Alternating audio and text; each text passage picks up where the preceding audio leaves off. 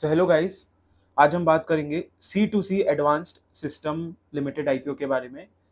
मैं पहले ही बता देना चाहता हूँ कि ये एक एसएमई आईपीओ है एंड ये मेन बोर्ड आईपीओ से इसको बिल्कुल भी कंपेयर नहीं करना चाहिए हमें।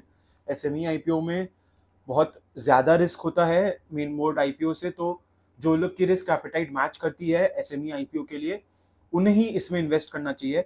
और इसमें जो रिटेल में जैसे मेन बोर्ड आईपीओ में हमें 15,000 के करीब लगता है, इसमें आपका 1,20,000 से ही एप्लीकेशन का अमाउंट, एक लॉट का अमाउंट शुरू होता है।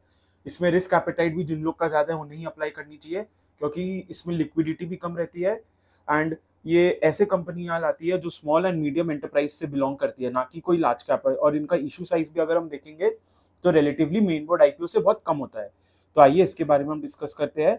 तो C2C एडवांस सिस्टम जो है ये थोड़ा डिफेंस सेक्टर में काम करने वाली आईपीओ है, तो मतलब एकदम फ्यूचरिस्टिक आईपीओ है, फ्यूचर सेगमेंट को टैप करेगी। अगर इसकी आईपीओ डेट की हम बात करें तो 22 नवंबर को ये स्टार्ट होएगा और 26 नवंबर तक ये शुरू होएगा।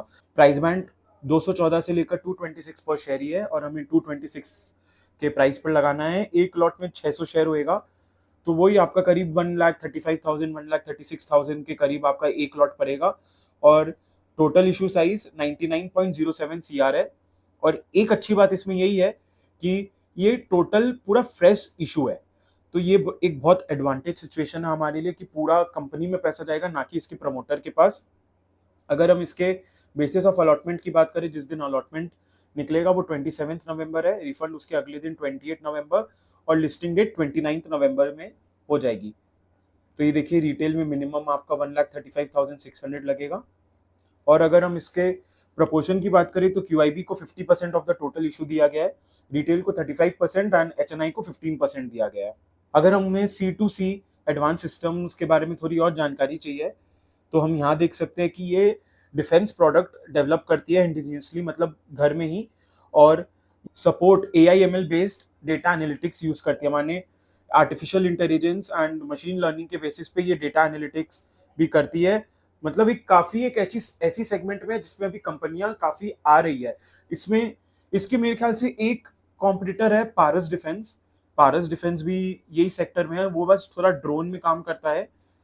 ये मेरे हिसाब से इसका एक स्ट्रेट कॉम्पिटिटर होगा। अगर हम कंपनी के फाइनेंशियल्स की बात करें तो अभी इस करंट ईयर में हमें 6 महीने की दी गई है और पिछले 3 साल की कंपैरिजन के लिए दी गई है। तो अगर हम इसके असेट्स की बात करें, सो वंडरफुल, द असेट्स का जो ग्रोथ है is phenomenal, it's very good. अगर रेवेन्यू का बात करें तो रेवेन्यू सिर्फ 6 महीने की है, अगर पूरे साल की चाहिए तो हमें इंटू 2 करनी पड़ेगी।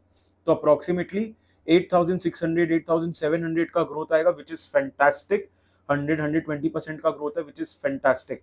पैट भी हमें इंटू 2 करनी पड़ेगी, ये भी कुछ 1900 लाख तक आएगा, which is again a very good profit after tax.